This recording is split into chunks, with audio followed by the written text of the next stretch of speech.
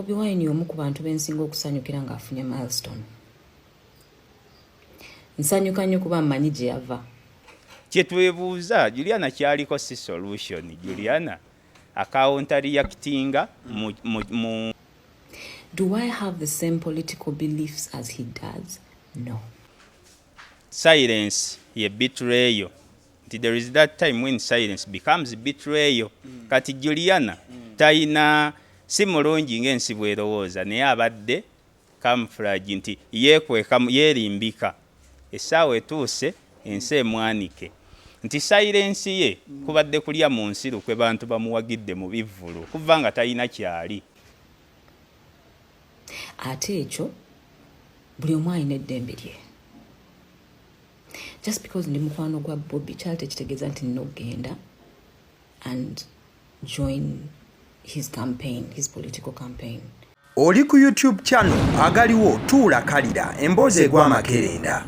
Mukwano gwange wonna wootudde bwe luba lupapula lufune ekkalaamu nayo obeere nayo wekaba katambaala ng'olina kamu funa obusukka mwako kubanga bagenda tumansiza bwino olunaku olwaleero omusajja gwendi naye Ssekanyumiza omulimu gwakola gwa kumansa bwino mu mbeera emu oba endala abasiddi omusunsuzi erinnya agaliwo ye YouTube channel nga sinaba kubanga nkuwa omugenyi wange okubuuzaako njagala okutegeeza ku ssomero lya Agape Christian School Buwama mukwano gwange okasitova kulye katebo kilometers 2 okuva ku Masaka highway atukugamba nti essomero lino lya Kisulo mukwano gwange emitwalo 65 ye school fees okuva ku nasare paka P7 so sobola ogenda maaso n'okubanga otwala omuyizi wo oba omwana wo n'afuuka omuyizi omulungi ate mukadde kamu engeri gye kiri nti lya Kisulo teweetaaga twala bitanda teweetaaga twala mifaliso byonna obisanga kusomero sobola ogenda maaso kubanga bakubira ku 0772 886 477 oba ne ku WhatsApp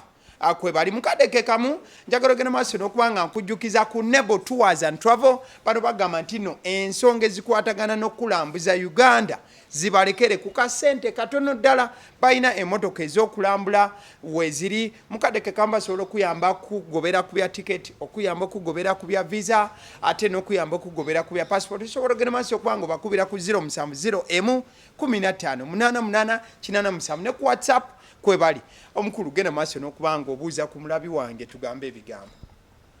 Webale nnyo wenna tulaba. Mukisa mulungi nnyo okunkyazaako wano mulundi ogusooka. Neebaza oyina tulaba. So ndina omukulu Ssekanyumiza omusajja amansa bwino wabula mu kumumansa amumansa mu ngeri ya bukakamu so ojja kwongezaako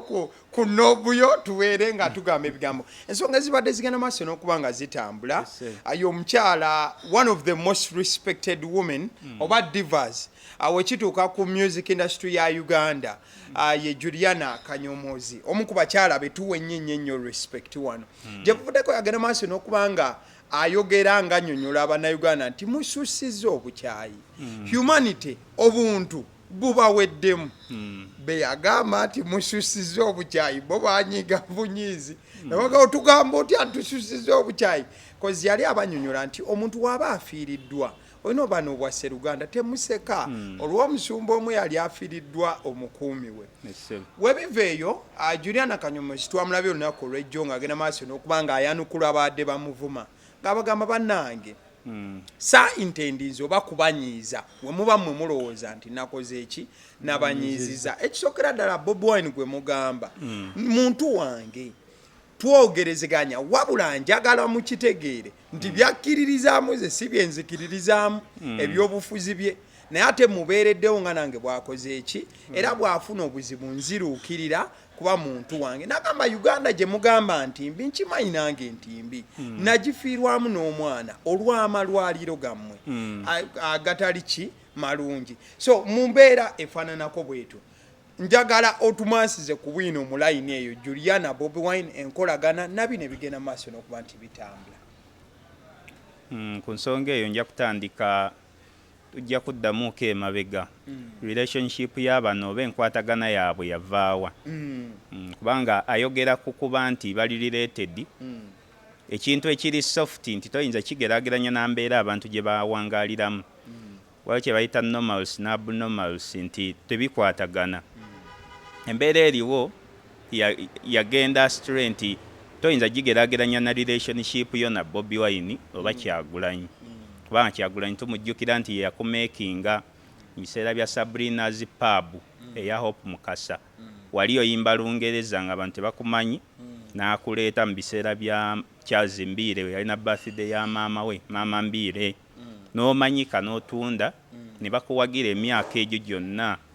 kati embeera eno eriwo wandibadde ate ovaayo kuwagira kulwanirira abantu bano so si kubalaga nti obatereeza si kyekiseera ky'okutereeza empisa wabaawo embeera nga terinda essaawa zino embeera eriwo giraba mu ggwanga amalwaliro gennyini malwadde kati ate tojja kujja oyogere ku nsonga ya muntu kufiirwa mukuumiwe ebiseera ebisinga osooka n'oddayo emabega nti what went wrong bintu byoyogerako byali birungi eneeyisa oba ethics wano mu ggwanga zibadde nnungi nnyo ng'omuntu bw'afiirwa amanya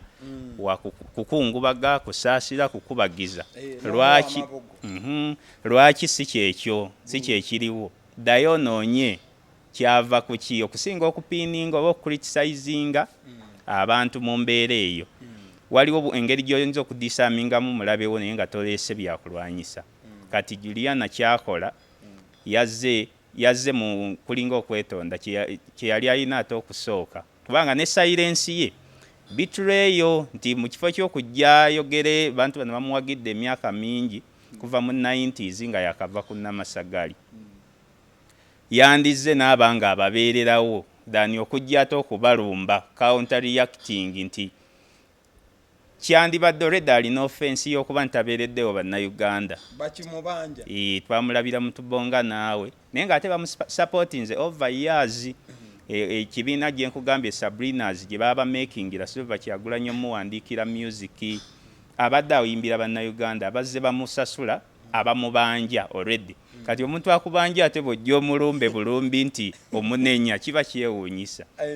kitegeeza nti bwali ali mu nsobi already so bw'ogamba nti nno Juliana essaawa zino ali mu nsobi temukoze oba tugambe self entitlement nti mwe mulinga abali mugamba nti you have to do things our way not your way mulinga abali mu muteekako akazito anti ensi ebiseera ebisinga etambulira ku numerical strength nga bw'olaba mu parliament nti numbers majority eriwa majority egamba ti pastor abadde ayogerera bubi abali oppressed ayogerera ku side y'oppressor lwaki olowooza nti ali oppressed yagenda okuwolereza oppressor mu kiseera nga alina obuzibu kitegeeza tusigale nga tubiisanya buli omu asigale muleeniye kakati Juliana bw'oba ojjidde ku side ya pastor ng'oluŋŋamya muddeeyo buzzi ku drawing board muyite mu nkola entuufu ey'okuluŋŋamya nti togenda kugwira bugwizi n'olumba bulumbi nti kino kitereezebwe bwe kiti olina kuddayo ku drawing board mwe mwabiteekawo bino mwe mwabiteekawo essaawa zino Juliana Kanyomozi abalaze nnyo nti kweno reply yazze Juliana Kanyomozi ali mu kubalaga nti bannange I'm part of you guys obulumi bwe muwulira nange mbuwulira okitegeera nti at the end of the day naye yakifiirwamu omuntu mulamba naye mwe mulinga abamuwadde eriiso ezzibe ku nsonga ye anti ensonga agireetedde mu kiseera ekikyamu lwa nsonga nti lwaki teyakireetera ku mwana we Keloni Kabugo yafiira mu 2009 yalaba ani amulumbye kyembuuza nti Juliana mu magezi ge n'emyaka gye talowooza nti teri alumba nga talina nti alowooza eri alumba nga talina kwavudde ani yamulumba mutabani bwe yafa twamuziika Matugga ani yamulumba kyembuuza nti bw'aba alowooza nti abantu tebali empathetic ani yamulumba mu biseera bye ng'ate talina nakyakoze kuyamba kulwanirira ggwanga naye ani yamulumba balumba ono kubanga akuritisayizinga embeera ezitasaana kukuritisayizinga n'omulaba nti Bobi Wine yawaddeyo akakadde kamu katolu bwama n'agifuula nti yensonga bamwesasuza teriyo kibi kitasasulwa ate ekyosiga kyokungula bayibuli ebyo ebintu byonna ebyogera ogenda mu Bagalatiya 6:7 okulaga nti ebibala byennyini byokola byebikusasulwa omusumba bw'abanga yajja kubuulira ku lyowa myoyo nga Proverbs oba engero 18:16 bwe zigamba nti ekirabo ky'omuntu kimuseguliza asigale muleni ye abuulire enjiri lwaki yeetuumako abalabe bano Juliana bajja okuwolereza Juliana si pyara wa pastor eri abantu abonaabona abadde bawagira Juliana emyaka mingi Juliana ali mu nsobi kino kyokka kiyaleeta kiwewufu nnyo ku byazza okuwolereza kiyinza okuba ekirungi nti ethics oba empisa kuba zitendekebwa nga bw'olaba Charity kuva mu maka naye toyinza ate kujja mu mbeera eno nti ozze kulumba muntu akubanja kuba nkugambye Juliana bannayuganda bamubanja eddoboozi lye lyayimbisa lirina okulwanirira bamaama bafiira mu ssanya abaana bafa emitima abantu balwadde bali mulago teri ddagala kati owuwe yafiira na Nairobi naye nga ne mulago tumulina tulina amalwaliro agali ku mutendero ogwo byali badde asooka okwadressinga okusinga okukulembeza ekyokuba nti abantu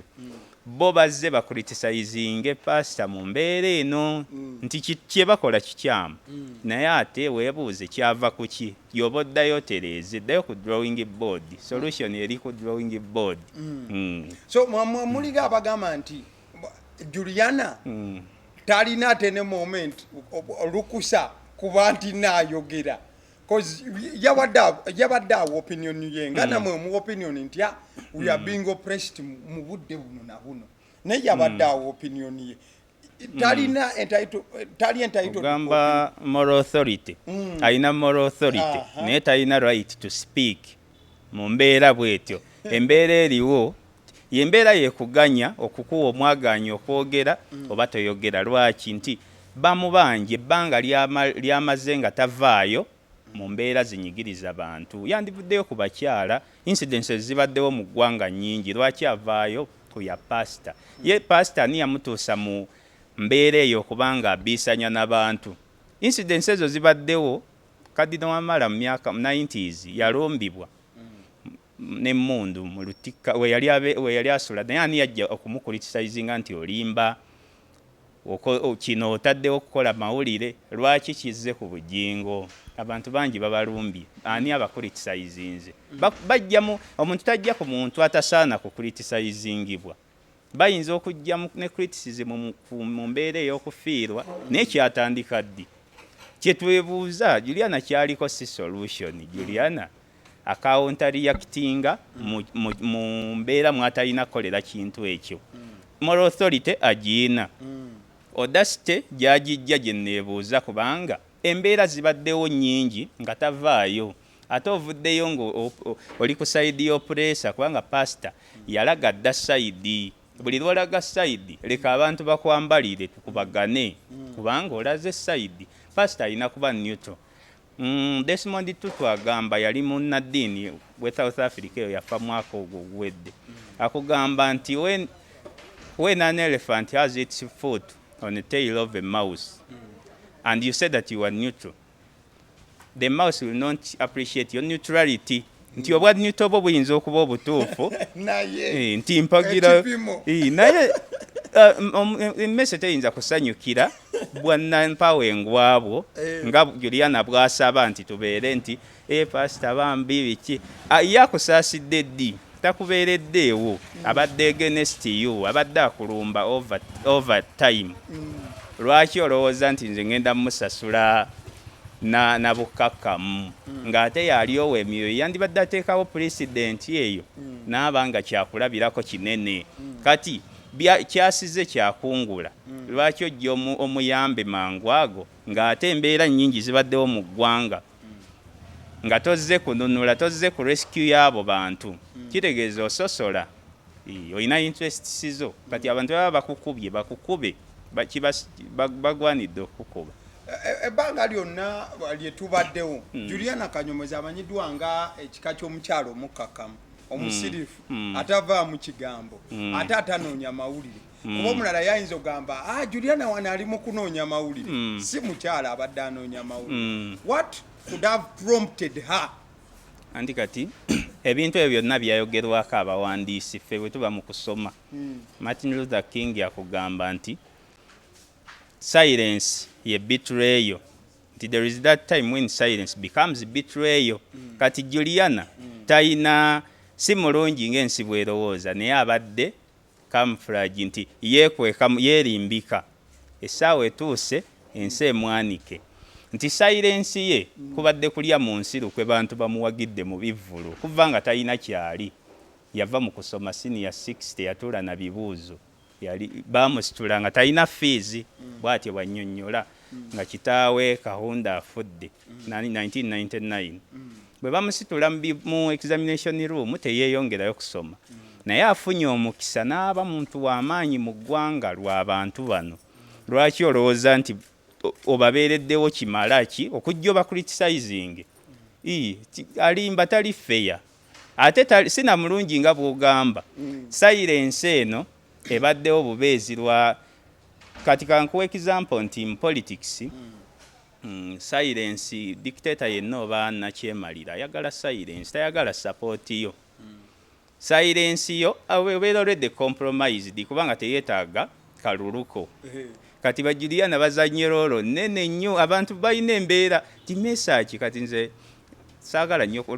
nali message yo yankubira ku ssimu nampita nga twalina ensonga z'akafeero nze mbadde mpandiika nnyo kadongo kamu naye nkwatagana nnyo n'omusika w'akafeero kati ali Melbourne awo Australia. Kati message yankubira nanga ensonga zino ze wawandiika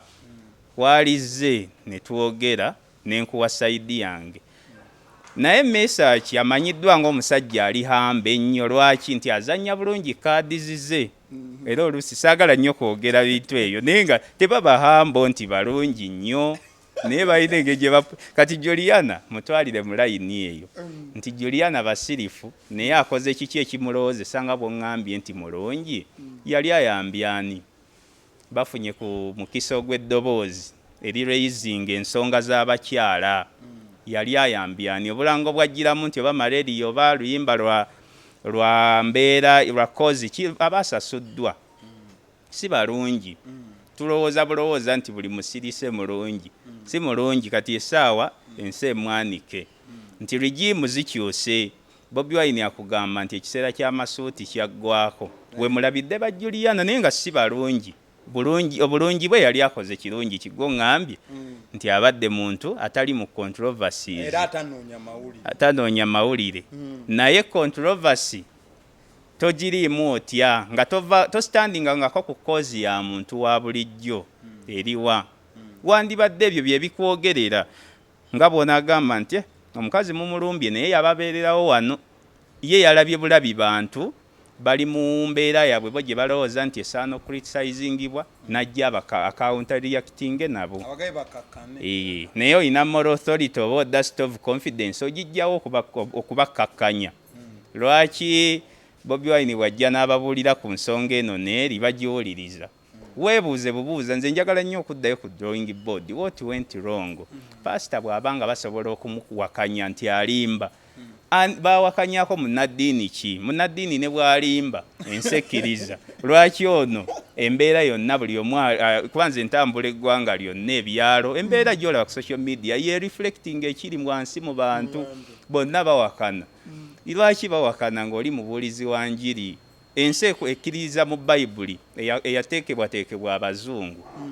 naye olowooza lwaki abantu esobodde bateminga emyaka egisoba mu 200 nga kati essaawa zino bakkiriza nti bya bulimba biwandiiko by'abantu bano abasumba be babireesa ababuulizi b'enjiri kati bw'aba bamukuba mu miguwa muleke okujjako bw'oba ozza omulwanirire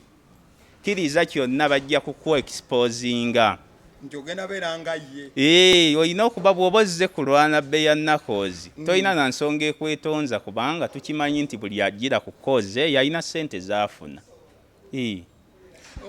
olaba bw'oyogera ku silence kati because you've talked a lot about silence nti silence is betrayal bw'oyogera ku silence tukijja ku Juliana ne tukireeta kati ku industry ya music esomozeddwa nnyo bukya Bobi Wine ayingira actively music because yali in the top 3 kati bwe yayingira yaleta reflection nene eya society ku side ya music n'abantu reflection eyo yajja nnyo kati wayogera ku silence n'ogiyita betrayal bangi bw'oba otadde mu kitimbe ekyo abo kitegeera kati mwagala tandika tugamba nti buli artist atalina ddoboozi lyatadde ku kozi ey'abantu abalwana obutwala obuyinza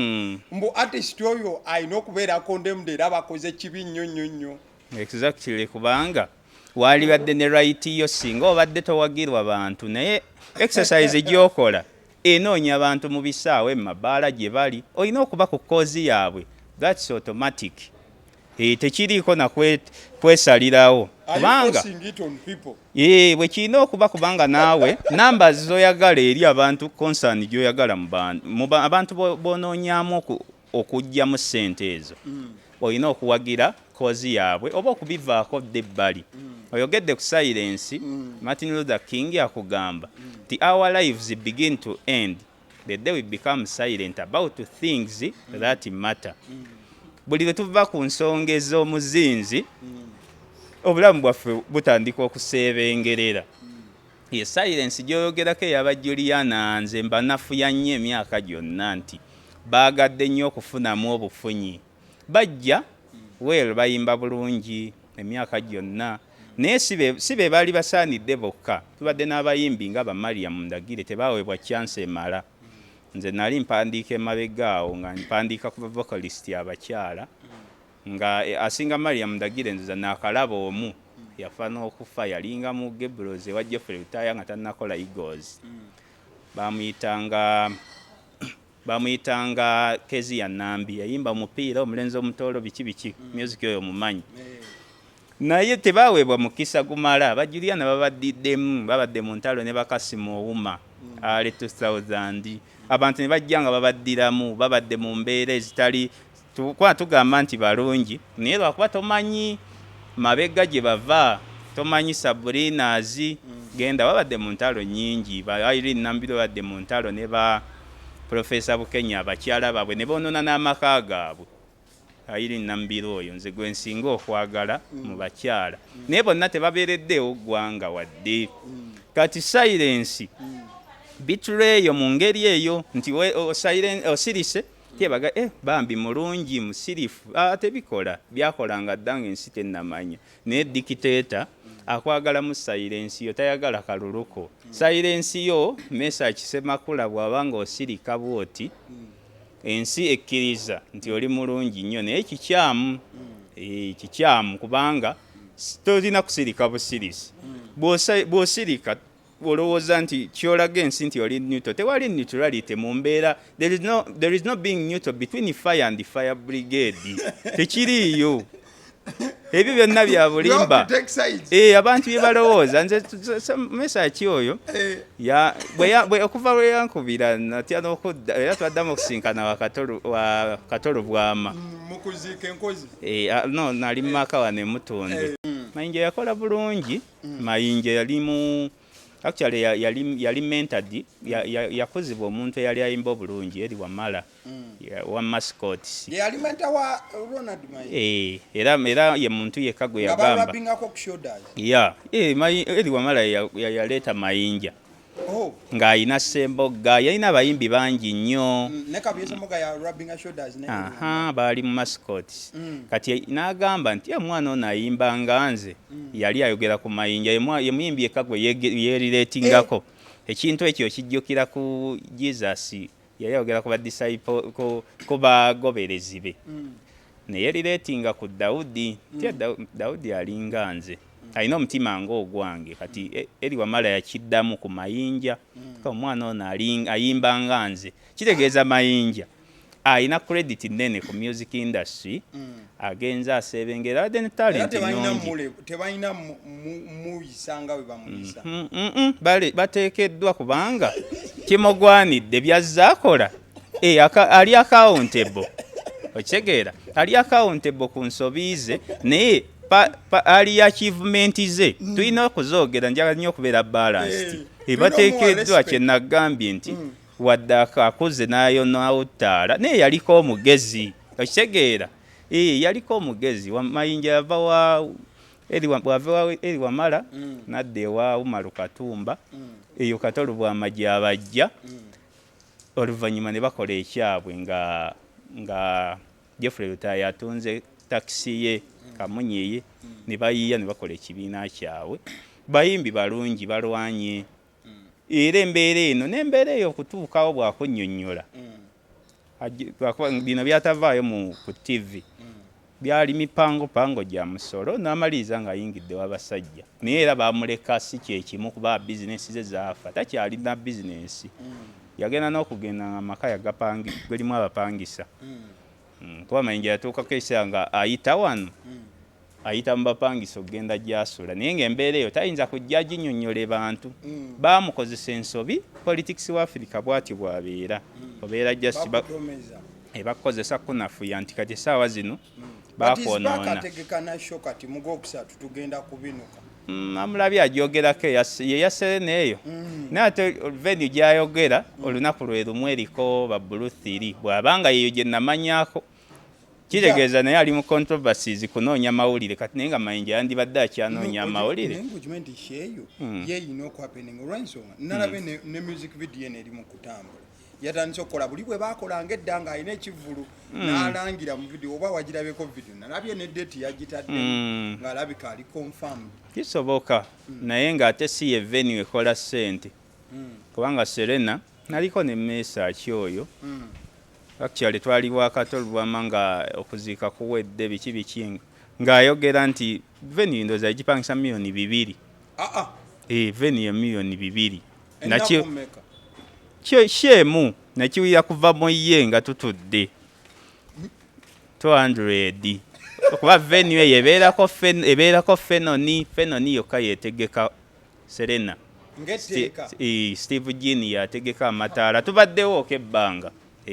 sikyoza Serena nzibeeramu ate nga sizisasula naye nina omukisa nti mbadde bampita nina mikwano gyange mingi awo kati kiri expensive si yesho gy'okole ssente erimu abantu bameka Serena mayinja bakola ssente tebakyaddamu nakufuna ssente baafuna nnyo ssente mu bantu kati Serena oba totegekedde bantu onoonya minisita nti gundi she entuufu ddayo nga bwe wakola ssente katosi wawa emisolo gyalinnya emisolo gyalinnya kati mayinja wabanga zekola ssente Serena tewali ssente babirimba bantu erina abantu 10,000 meka ate ng'okuyingira giba mitwalo 10 teri ssente kinyomo teri ssente mayinja zakyasobola kuddamu kufuna baayinanga maneja wawe ojja kumunoonya bamuyita mawa oba omumanyi omusajja oyo ali awo ali makindi awo abeerako talina ssente naye nga yalinga maneja wa Eagles kati nga Kavuma tanajja keti nga tunaatera omaliriza naye nga tukyarotatinga ku kintu ky'aba artist bano ogambye artist alina okuvaayo n'ayogera ku lw'okuba nti awagirwa abantu mukadde ke kamu kugamba nti waliwo ba artist abasirise nga bo kibakolera okuba nga basirise okusirika kulungi nnyo olw'obutamanya bw'abantu silence y'omuntu yenna ayina erinnya wano aba compromised ekyo nkyekakasa nti buli omu ayagala okujja ssente ewa Pulezidenti Museveni kati bw'omulaba asirise teriyo musiru agamba nti sisobola kuvaamu ssente nga ne sipapa azitowa ssente Sobi azitowa ssente guno gwe mulembe buli omu bwe gwazitowa ssente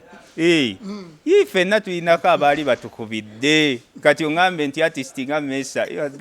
ojja kunkyaya abantu pointi yange eri wano temuli mu kututeeka ku pisito nti artist tolina kusirika like mutadde tomulina pisto gye mutadde abantu mulinga abatadde ku gun point nti artist olina okubaako newegwa by all means nakikuzeemu dda ne kugamba ensi etambulira ku numeric strength majority ne minority bwe babanga majority ekutadde ku pisto gwe oba wakibuligaana ani tunoonya ani asinga okitegeera eno do or die bwe babanga bakutaddeko nti twagala kumanya woogwa bwe gaana bizinensi zo bazizire kiryokke bw'obanga olaba kiryokke ensi etambulira ku maanyi majority weba eyagala nti gwe muyimbi gwe owagira ki ogaanye nti eŋŋaanye va mu bivvulu okitegeera temugenda nafu ya industry yaffe n'ebyo ebintu byammwe anti kati ate ogerageranyiza industry ku nkulaakulana y'ensi industry kinafu ensi nnyingi weziri nga tezirina bayimbi abayimbi tebalina makulu eriki naye ate omanyi amaanyi ga industry mu ggwanga lyaffe Uganda omanyi industry nafu yesinga obunafu lwaki nafu nti pulezidenti Museveni agikozesezza nnyo okulaga nti yesalirawo abantu nekigirema nti lwaki nafu buli gwaleeta kati Mayinja wuyo example nnungi Mayinja bamuleeta ne bamuwanika ne bamugirawo eddaala be bantu bano kitegeeza waali kati munafu kyobola banoonya interviews okkiriza nti nafu ku bantu bali aba bulijjo y'amaanyi nga weebali kati gavumenti yagiyingiramu bweti nereeta partisan politics nemuwummuzaamu nafu nalabye ne kusaasira ali mu kuwanyisiganya n'abantu bigamba ali ku stage agamba yellow power eno nga bano baga people power ko yeze temwina kye muŋŋamba ze yellow power eyo gye mulaba nalika kusaasira kati saa zino ndi kikusaasira lwa yellow power nti obuzibu bwaffe bumu nti abantu betwalabanga ku TV ensi erowooza nti bwomulaba ku TV mugezi kuba statement ng'eyo osobola ogikola mu mbeera eno obiisanya abantu nze omuntu abiisanya abantu mulabanga omuntu azze nti taddewo mukono nwanyisa amazzi ago tegajja kuyitawo nakigerageranya ku Kenzo nti abayimbi baffe bwayimba obulungi obanga ennyonza tekitegeeza nti mugezi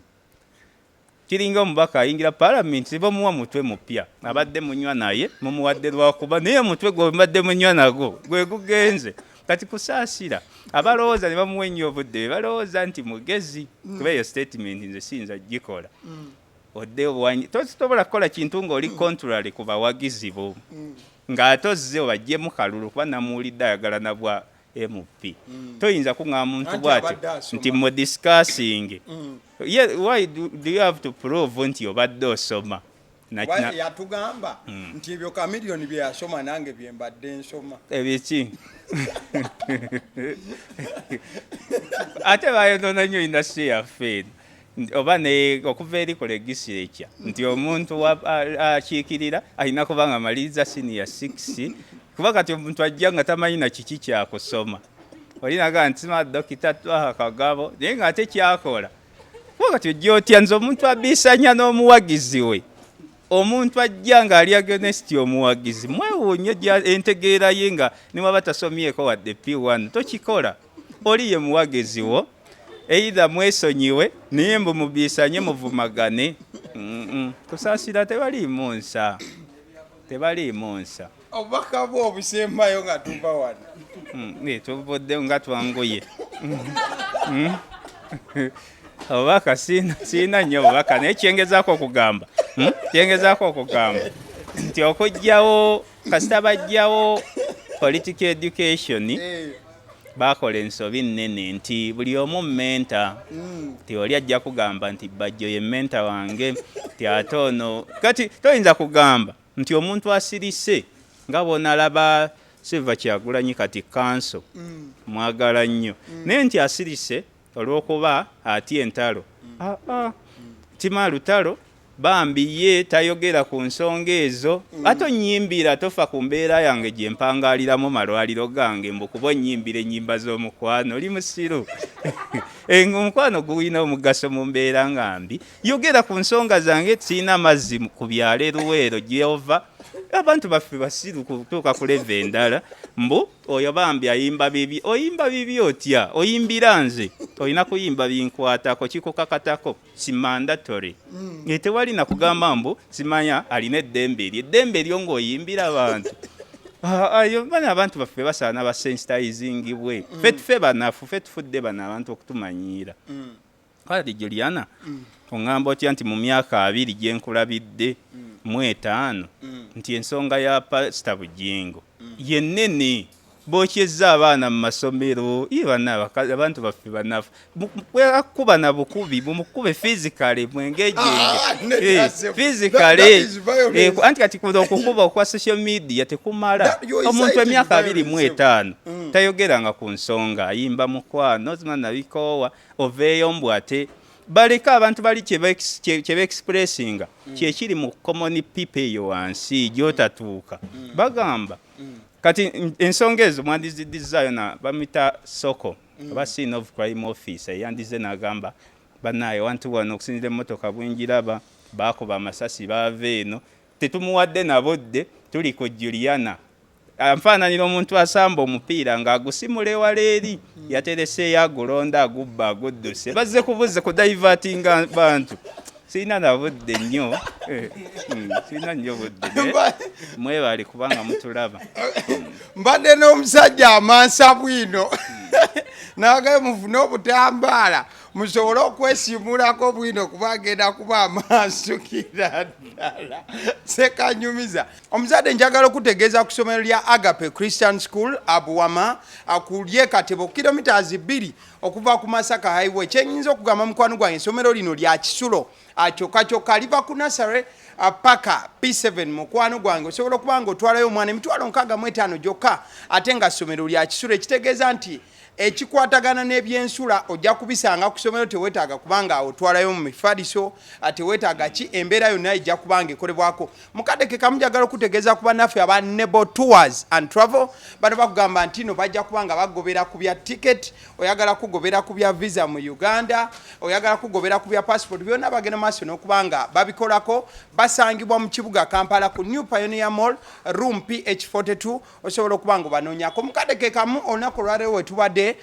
ku Urban Bar enesangibwa Namuŋona opposite ne small gate ya Orthodox Church buli mwezi nga gugwako olunaku olusembayo olwokutaano ekibira kibeerawo ekibeera mu kibira olina kujja n'okirabako Rukiya yabadde ku kamera agaliwo YouTube channel likinga we sign out.